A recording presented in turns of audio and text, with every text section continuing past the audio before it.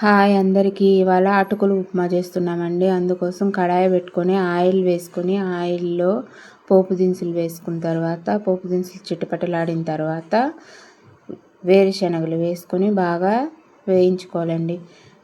పోపు దినుసులు వేరుశనగలు అన్నీ వేగి రెడ్ కలర్లో వేగిన తర్వాత కరివేపాకు, పచ్చిమిర్చి, ఆనియన్స్ ఇవన్నీ వేసి బాగా వేయించుకోవాలి.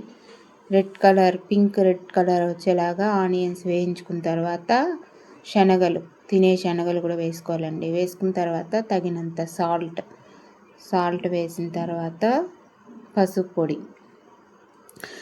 పొడి వేసిన తర్వాత ముందుగా 15 మినిట్స్ ముందు వాష్ చేసి పెట్టి డ్రై చేసి పెట్టుకున్న అటుకులు కూడా వేసుకోవాలండి. 15 మినిట్స్ వాష్ చేసి పెట్టి డ్రై చేసి పెట్టుకున్న అటుకులు వేసి 1 లెమన్ పిండుకోవాలండి. పిండుకున్న తర్వాత మొత్తం బాగా కలాయి పెట్టుకుంటే రెడీ అయిపోయిందండి అటుకుల ఉప్మా. నచ్చినట్టయితే సబ్స్క్రైబ్ చేయండి, లైక్ చేయండి. Thank you for watching.